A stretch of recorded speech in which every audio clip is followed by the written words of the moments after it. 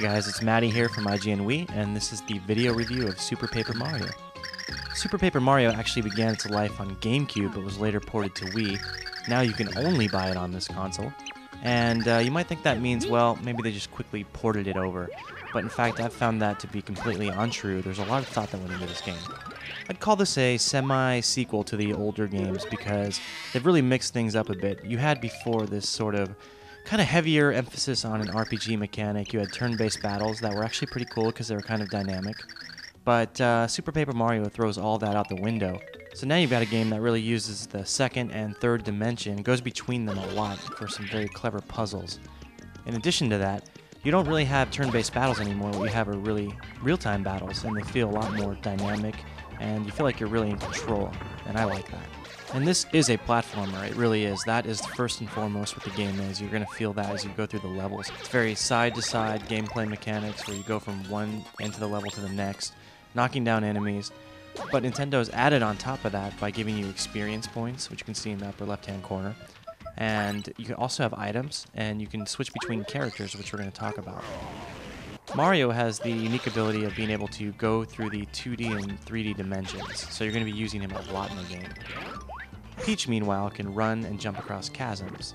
She can actually float in the air, which is pretty cool. And Bowser, well, he's the big galoot, and he can duck down and shoot fire out, knock down enemies, and take down blocks. They all have their purposes at certain points in the game, but you're going to find that Mario is the one that really you're going to be using most of the time. And that, for me, is a bit of a gripe, because I really would have liked to almost have been, had it been built into the gameplay mechanic that used the other characters, I think that would have been preferable. What really separates Super Paper Mario from any other title in the franchise for me is this whole 2D to 3D mechanic. And basically, you're holding the Wii Remote as you would a classic controller on its side. You hit the A button, and you can go in and out of 2D at any point. I can tell you from experience, this is not an afterthought at all. There have been entire levels built around this mechanic, and you will have to explore these areas in both 2D and 3D to find hidden items, to activate hidden doorways, and to basically just seek everything out. The setup is actually extremely clever, it's well done, it's well implemented, and I think you're going to have a lot of fun with it. So let me just give you an example. You might be walking across the 2D plane, and you'll notice a ledge that you can't get to. So what you'll have to do is switch to 3D, hit a block, that will then become active in the 2D plane. You can jump on top of it and gain access to the ledge. What I've found is that Super Paper Mario is a much better looking 2D game than it is a 3D one. And so, you'll see this beautiful 2D landscape that's kind of reminiscent of, say, an old Mario game.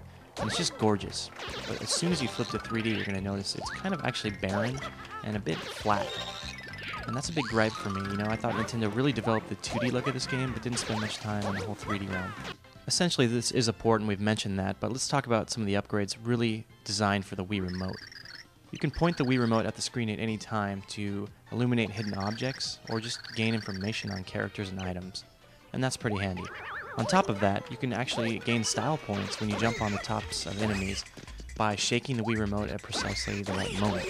And you can do this in sequence and keep mounting points up and up and up as you go, which is pretty awesome.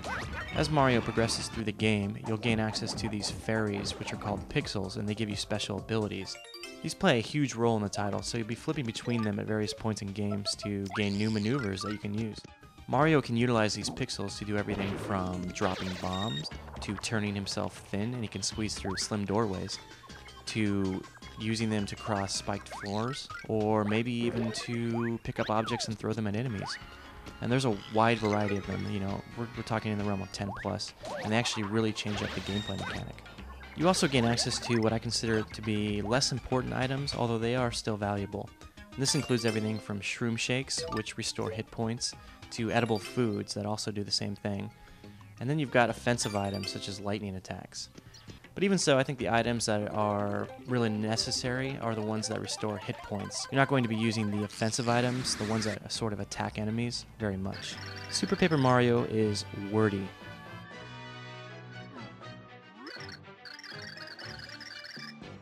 I mean, the game is really, really wordy. And I really can't stress this enough. Wordy. If you've got kids, this game probably isn't for them. There's just simply too much reading, way too much of it, way too much story, way too much text all around. And, to its credit, the writing is actually really good. And it's funny, you'll have some laughs, but There will be times in this game where you just want to play and you wish the characters would shut up. The title features a variety of worlds. You're seeing some of them in this video review.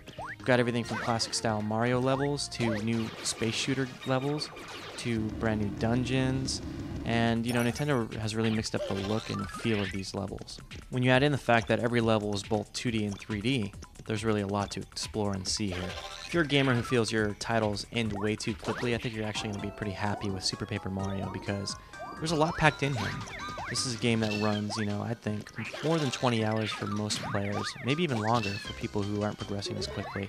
And there's a lot to do and see, whether you're playing it as a platformer, managing as an RPG gamer, or, you know, considering an adventure and just, you know, meeting up with people, reading the stories and figure out what's going on. You're going to have fun. That said, the title's not perfect. You know, we have some gripes with the whole 2D to 3D mechanic, 2D being much more fun and be a little bit more beautiful as well. Plus, some of the characters are overused, and I'm speaking about Mario, and some of the RPG items are underused. That noted, this is still an excellent title, and we highly, highly recommend it, which is why we've given it an 8.9 and an Editor's Choice Award. For the full written review, check out IGN.com.